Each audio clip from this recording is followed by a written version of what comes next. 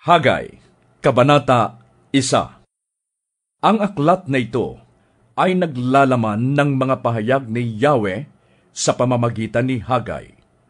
Noong 2 taon ng paghahari ni Haring Dario sa Persia, noong unang araw ng 6 na buwan, si Yahweh ay nangusap kay Hagay para kay Zerubabel na gobernador ng Huda, anak ni Sealtiel, at sa pinakapunong pari na si Josue, anak ni Jehozadak. Ganito ang ipinapasabi ni Yahweh na makapangyarihan sa lahat.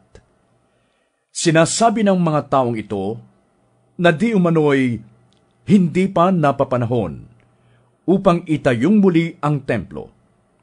Dahil dito, sa pamamagitan ni Propeta Hagay ay sinabi ni Yahweh sa sambayanan, "Tama ba na naninirahan kayo sa mga magaganda at maaayos na bahay, ngunit wasak naman ang aking templo? Hindi ba ninyo napapansin ang mga nangyayari sa inyo? Marami na kayong naihasik, ngunit kaunti lamang ang inyong ani. May mga pagkain nga kayo, ngunit kakaunti naman at hindi makabusog. May alak nga kayong naiinom, ngunit hindi naman sapat upang magbigay kasiyahan. May damit nga kayong naisusuot, ngunit giniginaw pa rin kayo sa taglamig. Kumikita nga ang manggagawa, ngunit kinukulang pa rin siya. Alam ba ninyo kung bakit ganyan ang nangyayari? Hindi ako nasisiyahan sa mga ginagawa ninyo.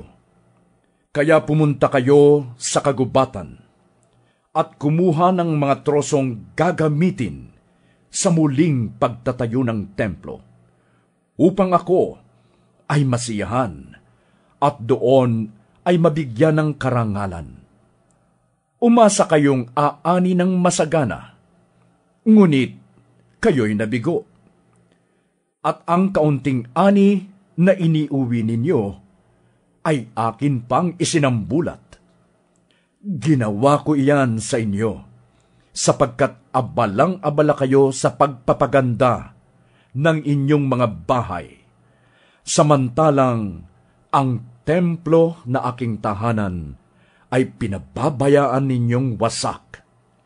Iyan ang dahilan, kaya kahit hamog ay hindi kayo napapatakan, at ang inyong mga pananim ay hindi lumalago.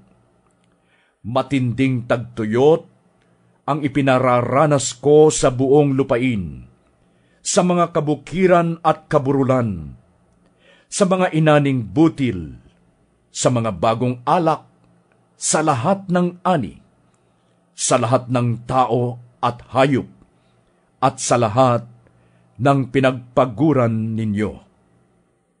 Natakot ang sambayanan kay Yahweh, kaya't bilang tugon sa ipinasabi nito kay Propeta Hagay, sinunod ni na Gobernador Zerubabel na anak ni Sealtiel at ng pinakapunong pari na si Josue, anak ni Jehozadak, gayon din ng buong sambayanang nagbalik mula sa pagkabihag sa Babilonia, ang ipinagagawa sa kanila ni Yahweh na kanilang Diyos.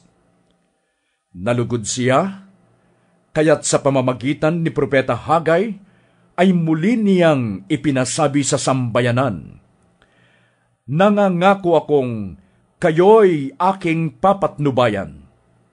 Simula nga noon, si Yahweh ang nagbigay ng lakas ng loob sa lahat ng nagtatrabaho upang muling itayo ang templo. Hindi lamang ni Zerubabel na gobernador ng Huda at ni Josue na pinakapunong pari, kundi ng buong sambayanang lumaya at nagsibalik mula sa pagkabihag.